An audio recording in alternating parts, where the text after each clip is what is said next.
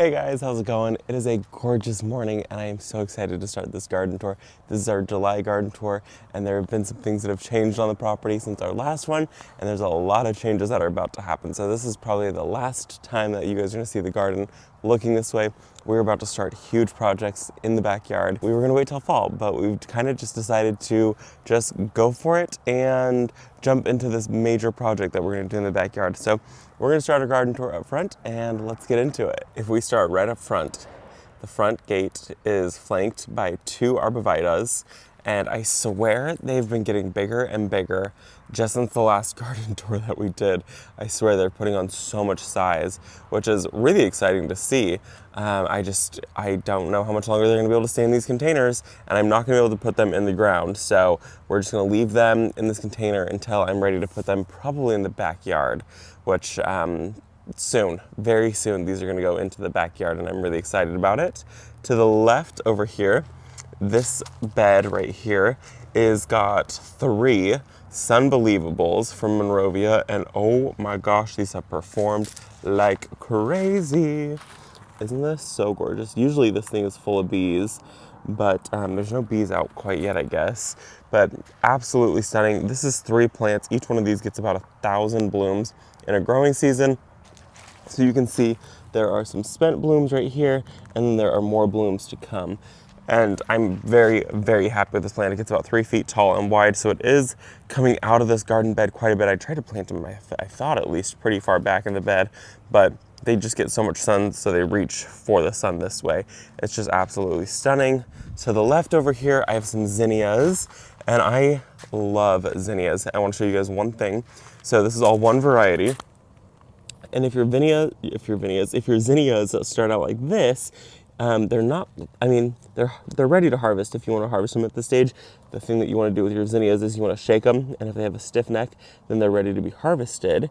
But if you go another week, they'll end up looking like this, and then if you go another week past that, they'll end up looking like this. So these are all the same zinnias, just in different stages, and these ones are still ready to harvest. They're just much fuller, so you can see they get a lot fuller after you give them a little bit of time to be able to like fully fill out and everything. So they just need some time and they'll be very, very full. Like you can see, this right here has started to do it. So it's pushing all of its petals now, which is so exciting. So just a little tip about zinnias. I came out here and I keep harvesting on this. I harvest on this and I harvest on this, and it's just been absolutely magical. Over on this side, the yellow and the pink are kind of repeated. So I have 2 of the Sunbelievables right here. These ones aren't performing as well. I just don't think that they get nearly as much sun. They still get full sun, but not as much. So they're much smaller. This one was planted at the same time as the other ones. This one was planted a little bit later. Not sure what's going on with that one though, but it's fine. I have a Cosmo right here that has spider mite damage. So I should probably go ahead and just pull that out, which is a bummer because I was waiting for them to fill out, but they just haven't. You can see the spider mite damage because of all the brown leafing, and I'm seeing spotting on it. Under that, I have some verbena, which I now also see spider mite damage on. Oh man, the spider mites have really decided to beat me up this year in the garden, which is a bummer, but this pink matches the pink of the zinnias over on the other side. So I've got yellow and pink, and then yellow and pink over there. And then I have an Eden Climber, which has been fabulous. We've gotten tons of blooms. We just got another flush of blooms. Those ones are now spent, but it has grown so much, and the plan is to get it to grow this way and up and over, and so it just reaches just kind of the top of the trellis. That's the initial goal with this. Let's go inside and then we will hit the driveway. So coming inside here, you guys can see the stone pathway here. We laid this and then we've let the grass kind of grow in here. This was a concrete pathway, and when we first bought the place, the concrete, you walked up to the house and you walked in right here, and then you had to come sideways and then go up. So we straightened it out and we did this entire stone pathway, which has been really nice. It's just a little slate pathway. Over here, I've got these thread branch cypress, I think they are. I'll pop the name up on the screen if I'm wrong. These are from Isley Nurseries, which I picked up locally, and they're just so gorgeous. I've seen some people saying that you can prune them into like topiary, or you can let them stay a little more wild. These have put on a ton of growth, and I'm pretty sure I got a good deal on them. or they were either a good deal or they were an investment piece. I can't quite remember, but they do get absolutely massive. So I do need to come in and the sprinklers are going off. Oh my gosh, we're good. Over here, I have these lavender right here, which are about to start putting out another flush of blooms, which I'm so excited about. These right here are called the Princess, and I did a pretty good shear back on them to hopefully get another flush of blooms this season, and I think it worked. So they start out and they're this white and green color right here, and then this will turn to purple and the flags here stay white, which is really cool. So that should be really pretty, and this is a more compact one. I did end up losing one right there, but I think out of 1, 2, 3, 4, 5, 6, 7, 8, out of 9, if I lost one and I planted them during a heat wave, that's okay. I will see if I can find a replacement somehow, some way. I do need to come in and clean the dichondra up so it doesn't continue to, inhibit the growth of these. This window box has been absolutely fabulous this year. This is Dichondra Silver Falls right here, and she is very, very happy. And one of my favorite plants. I've just loved this plant for so many years. I love Dichondra. I think it's just a very classy looking plant. And then right next to that is Creeping Jenny. And I really like this because it has kind of like an ombre effect. You can see how dark green and then they fade to this new green. Super gorgeous plant. It grows fast, but not as fast as the Dichondra has, which is fine by me. This whole thing is set up on irrigation. And then above that, I have the Super Calpachoas, and they've been really pretty. They did get aphid damage at the beginning, so I think that set them back a little bit. And so they haven't quite bloomed as well as I've expected them to bloom. But they are blooming still, which I will gladly take that. I just expected more of a yellow show. I wanted this whole thing to be very yellow and then have it just be this like drape of color right here. I thought it would be really pretty, but I'm not mad at it. So next year we'll try something different, but I will probably continue with the green and the like icy blue right here. I just think it's absolutely stunning. So this is our window box, and I absolutely love it. I obviously really need to clean out that lavender right there. That's a problem. And then if we come this way over here, this has been a new project and it has been so much fun, and there's already so much growth right here. So this is our driveway diamond espalier. This is a jasmine right here called an Arabian jasmine, and it's a double Arabian jasmine. So it's a very full bloom. It's absolutely gorgeous. We did this diamond pattern espalier on here, and we need to come in and obviously clean it back up. But when we did it, it was very tight initially, and I'm absolutely in love with it. This was a very blank wall, and it was a very harsh wall to the eyes, which was very bright when you pulled into the driveway. This has since like taken out some of the blindingness. So I'm very happy to have the green here, and it is putting out another flush of blooms, which I'm so excited about. Let me show you these blooms. So you can see it's starting to put out another flush of blooms right here. This is one that's a little more spent, and when it blooms, the smell is just magical. Let me show you this one. See those? Isn't that so pretty? They're gorgeous blooms and they smell good, and you can see how many blooms this one plant has on it right here. So obviously it's very happy and it's doing quite well, especially if it's continuing to put out some growth this year, which is really exciting during a heat wave. Now if we come through the driveway over here, this right here is a beautiful rose called Desdemona, and she performs really well for us usually. This year she didn't. I think it's because she wasn't on irrigation for a while, and because she didn't get fertilized till a little bit later than everything else. So she got set back a bit, but her blooms are so gorgeous, and she usually blooms a ton for us. You can see like this section right here has a ton of buds coming, and there are more buds coming, and there's a lot of growth. So she will be happy very soon. She's already given us one big flush of blooms, so now we're kind of expecting another flush, especially now that we're seeing all of these buds coming out. So she's a very soft, like peachy color rose, and then she fades to almost a white color, and the smell is like just spectacular. If we come through the driveway, this right here is a Carl Forester grass, and it's in a quart and steel container. The goal is to get him to reach just over the edge and just kind of create a wall of green right there. I think it'll be really pretty. Carl Forester grass is one of my favorites, and I'm happy to finally have it in my garden. I've been wanting it for a couple of years, so to be able to get 3 is really exciting. This container right here is doing so well. I'm so pleased with it. I have the Snowdrifter Whiteout petunia right here from Proven Winners. And then I have a Dusty Miller right here. This just got done flushing a bloom, so we should get another flush soon. I thought that this just was a continuous bloomer, but I'm not sure what's going on with that. Dusty Miller right here to tie into the whites.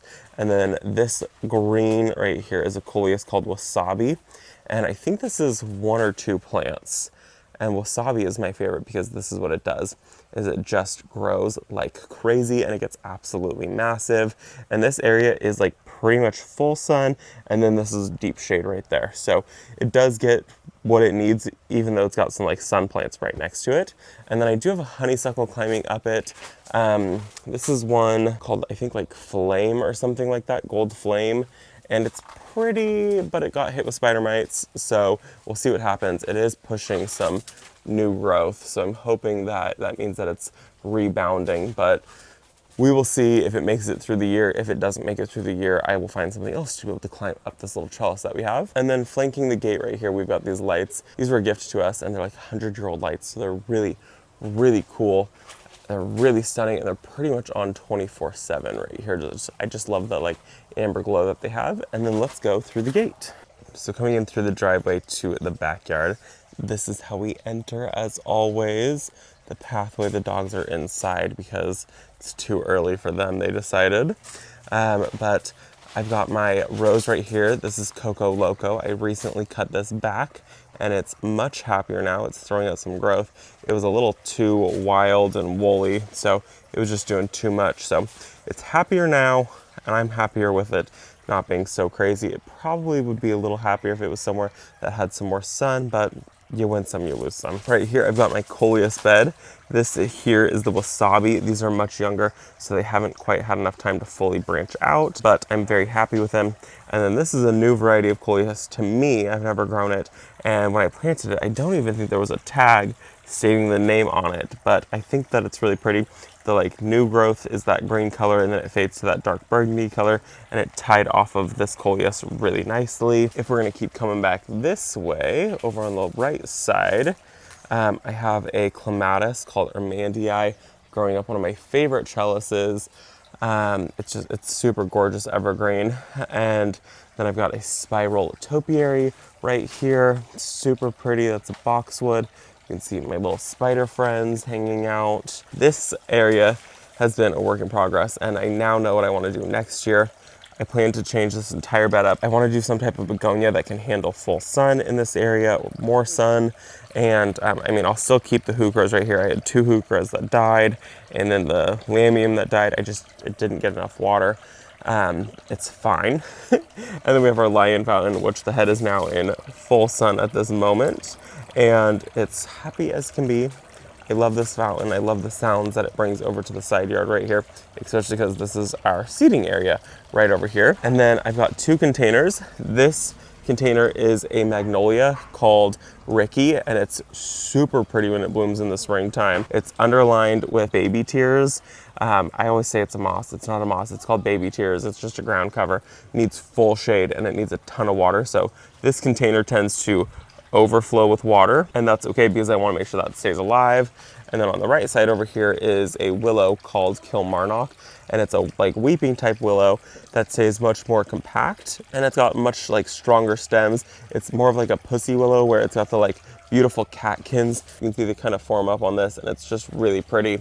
It's a gorgeous willow. I really love it. And behind that is a wall of arbovitas, which this is our seating area that we spend pretty much all of our time in. So you can see this is our wall of arbs, and these looked so rough. Like 2 years ago, they were so bad, and they almost got pulled. This year, they have totally rebounded, and they're much, much happier now, so they can stay for now. I got a sweet spider right here in a container. We moved this from over back there because it was where I wanted to plant something, and I haven't found a spot that I want it to stay in its container at, but I need it to stay in the container. I just think it's too pretty in the container, and I didn't want to leave it in the sun because it's not a full sun lover here. So we're giving it a little bit more of a protection in this area. Coming around the corner, I have a spiral that you can't even tell is a spiral anymore because it's so grown out. So I need to come in and do some trimming. That's a like orange something. I'll pop the name up on the screen on that one. And then I've got an oxalis down here, which is really, really pretty. And then a boxwood ball, which also could use another trimming. It's just a little too hot, so we'll wait on that. Around the corner, this bed looks so full and so fabulous. This right here is mahogany splendor hibiscus. I talk about this plant religiously. It's a gorgeous plant. It's perfect if you're wanting to find a replacement for Japanese maples if you can't grow them. Like I can't grow them very well in my area. And so it's a really gorgeous replacement. I love the foliar growth, and the more you cut on it, the bushier and the fuller it gets. And they do start growing roots if you start taking cuttings of it. So this winter I'll take some cuttings of it and I'll winter it over. And it can handle full sun, especially in my area. It actually does pretty well in a lot of sun, and it also handles some shade. This is it in partial shade, and it does really well. Down below that is Helen von Stein Lambsyear, and that hides some infrastructure that we have in the garden. So there's things that are buried down there, which is so nice to have that all hidden. You can't even see it, and I don't have to worry about the roots because this doesn't have a crazy root system. I've got Dusty Miller right here, which I absolutely love. This Dusty Miller patch is a couple years old at this point, and I do let it go to bloom, and then after the blooms have started to spend and the bees have done their thing on them, I cut the blooms back. So this is a second flush of blooms that we're getting on this right now. Still think it's gorgeous. And this bed is just so full. There's a hydrangea right there tucked in. I think that one is Quickfire or Little Quickfire or something like that. And then above that is a Rose of Sharon. This is called White Chiffon Rose of Sharon, and it is a gorgeous pillar type hibiscus, and I absolutely love it. The blooms on it are just something out of like a fairy tale. They're very magical, very whimsical, and they looked airbrushed. So I really love this plant. It's a really great plant to have in the garden. And behind that is a Pugster's butterfly bush that's about 5.5 feet tall, and it shouldn't be 5.5 feet tall. It should be much, much smaller. This is the purple one.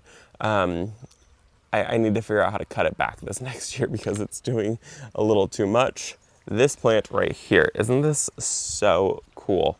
This is called Euphorbia. This is one called Mountain Snow that I get from Johnny's that I start from seed. And I think that it might be mislabeled because Mountain Snow, if you get it from Proven Winners, doesn't look like this.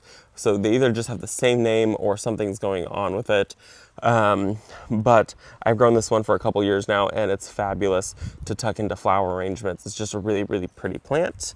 Below that is another one of those Arabian jasmines that I had as an extra plant, and I'm just very happy with it. And then right here is a Super Tunia Vista called Silverberry, super gorgeous.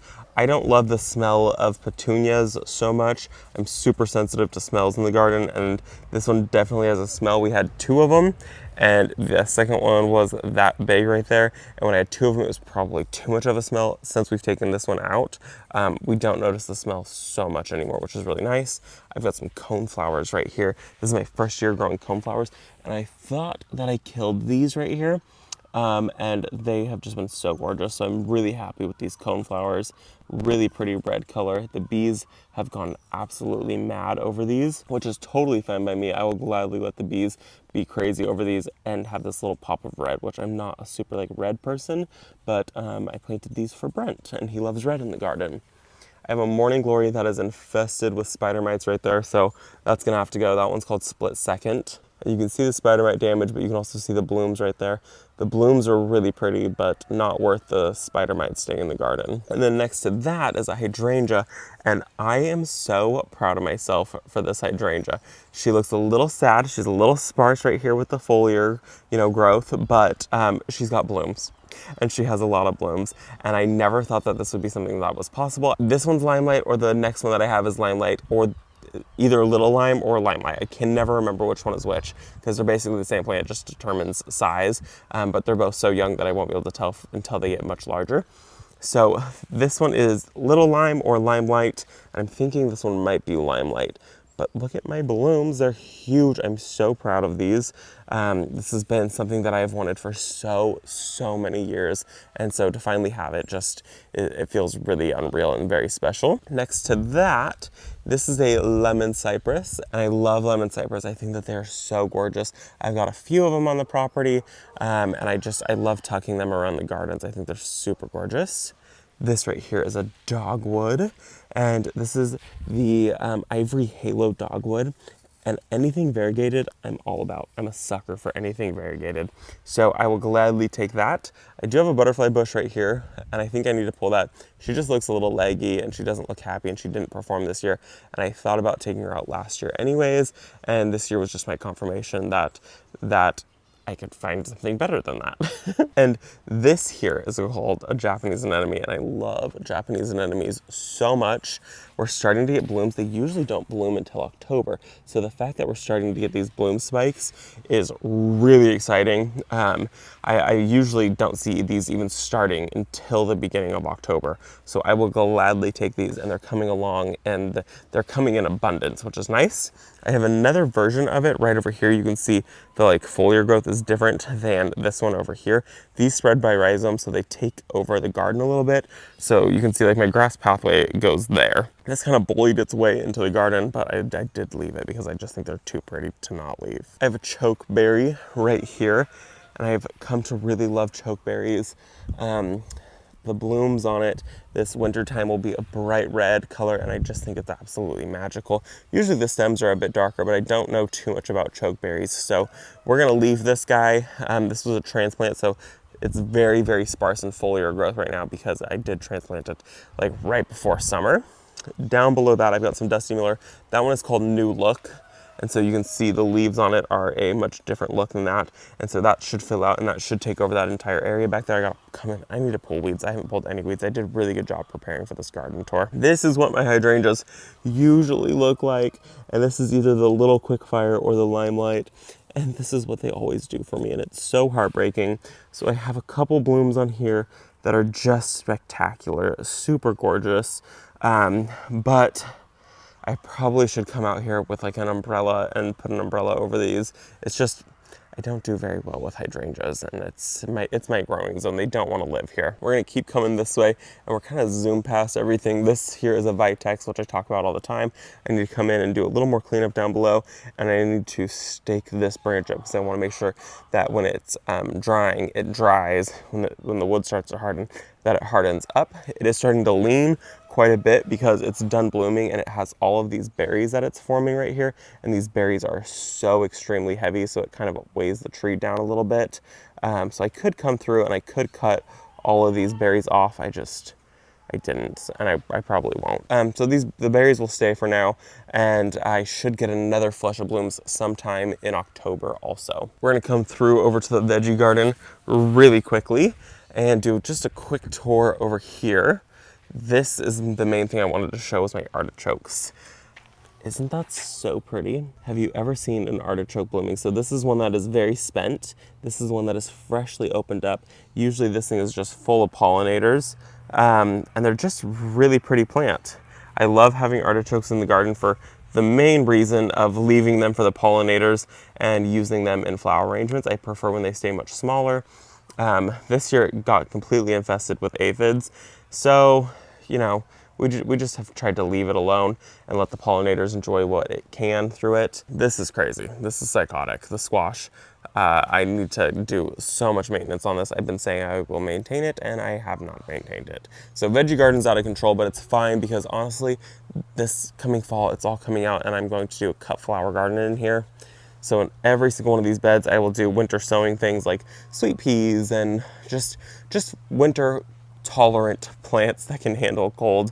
And then in the spring, this will be my cut flower garden because I've really missed having a cut flower garden. If you weren't here last year, this entire lawn here was cut flowers, and there was nothing but cut flowers here. It was super gorgeous. It was so much fun. And I have since really missed it. We're gonna tuck through this way right here. This is the iceberg rose. This is a pink iceberg rose, and it is just a fabulous rose to add to the garden. It blooms like crazy. It's not one that you want to use for cut flowers, but if you want something that just performs and gives you a ton of blooms, this is the one for you. She gets absolutely massive, so she constantly has to be kept in check.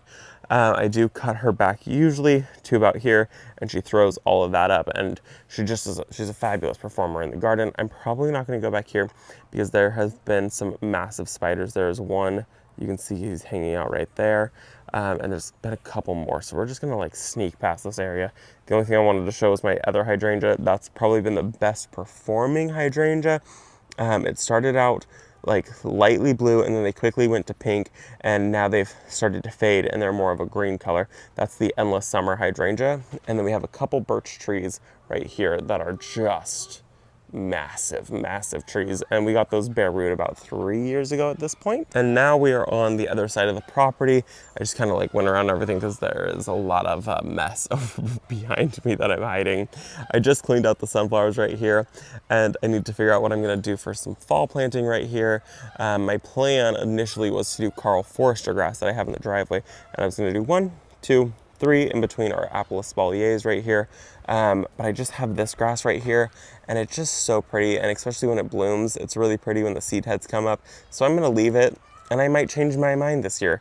I got the grasses a little late. That had already put on some growth. I think I had planted some amaranth, and it was just too late to put all the grasses here. So I wanna make sure when I put something there, I do them all at the exact same time, and that it's just absolutely gorgeous. And that things get the same amount of attention. So we're gonna wait on those. But the apple espalier, I have 4 different versions of apples right here, and I'm really excited. These are very, very young. These just got planted this spring, so there is a lot of training that needs to go into this. This one, I'm waiting for one more branch to come here, and it should be pretty much set. I think they're all pretty much good to go. This one is the second best looking, and that is the best looking one. These 2 varieties have done absolutely fabulous. I've got some blank spaces in here, and I need to mulch so badly. I have a dahlia right here. I think this one is called HS Date, and last year I remember it getting much, much larger, but I remember it last year getting full of spider mites. So I will take a shorter dahlia with prettier blooms with 0 spider mites on it. We've got some ajuga right here, and I need to come in and do a little maintenance on this. I don't want this to fully take over any garden bed, so we got to do a little cleaning on it. I've got a frog that's right there, and you used to be able to see him like 2 months ago. Now you can't see him at all. It's fine. I've got some Super Cal Pachoas right here, and these have performed really well. I'm very happy with them. This is the pink one, and the pink does really well. It's a very intense pink, but it's a very cool pink. In person, it's got like a blue tinge to it, if that makes any sense at all. And then there were a couple holes. I tucked in some black petunias in there. I just thought the black and the pink would be a cool little combo, especially just to fill in some random holes.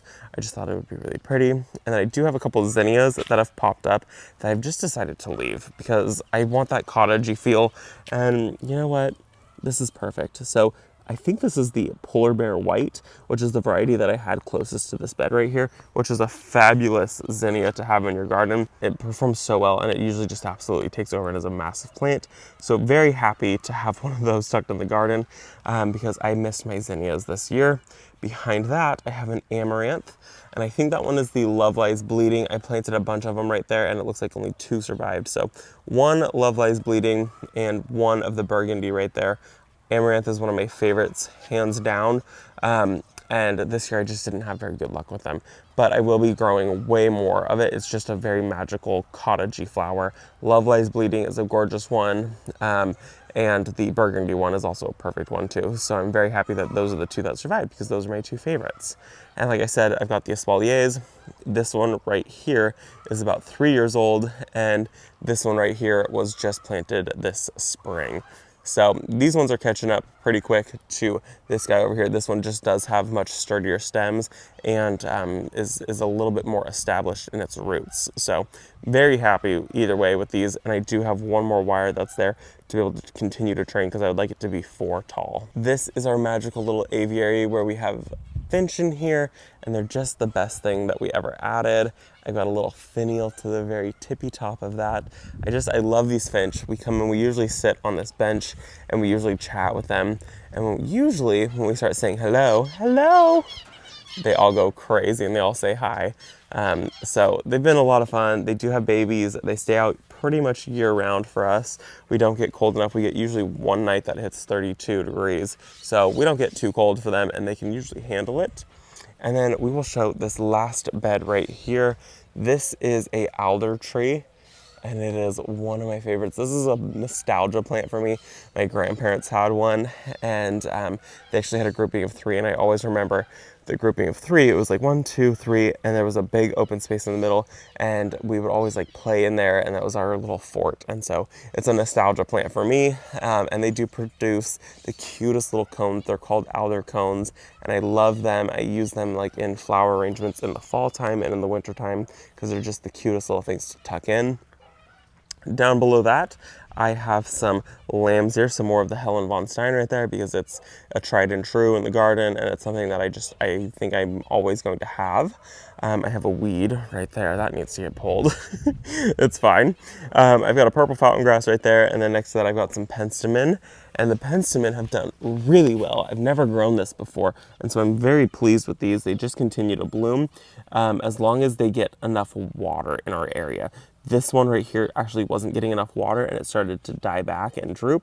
And then we added an extra emitter just to this one right here. And since we did that, it has performed actually the best. So I think this one's now getting more water than the rest, and that's why it is performing. We're just so hot and dry here that things need extra water, even if it says that it's drought tolerant. So we've got the purple fountain grass right there. I do get asked about this wood stake every time that I show it, and I try just not to answer it. But this is where we buried one of our dogs, and so we're waiting to like find the right headstone every time that we've gone and looked online to like order one. We just mentally aren't there yet. So he's buried here, and that is just our marker until we are mentally prepared to properly buy him one. We're gonna move on. This is a lavender plant. This gets cut back very, very hard, and it does really well. So we've already had a couple flushes on this thing, and I'm expecting one more flush. And then I have my bunny, which it decided to wear a little verbena in its hair, which is fine by me. How cute is that? That is the verbena called whiteout, and I'm also seeing spider mite damage on that. So I gotta figure out the spider mite problem because I'm not enjoying that at all. Spider mites are a joke.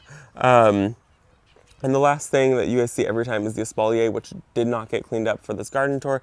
This was kind of a unplanned garden tour because we have some changes coming. So that's our diamond espalier, and it's a little over a year old at this point. So we have some big changes coming to the property. I cannot wait for you guys to see them. They're going to happen over the next couple of weeks. Big changes, lots of things are coming out. A lot of things are coming out. A lot of changes are about to happen, and it is going to be so good. So bear with us. This is the last garden tour that you guys are going to see for a while until things start to look a little bit better, and until we can start putting things back together. So that is going to be the last garden tour for a while. I hope that you guys enjoyed it. Thank you for visiting our garden, and I will see you in the next one. Bye, guys.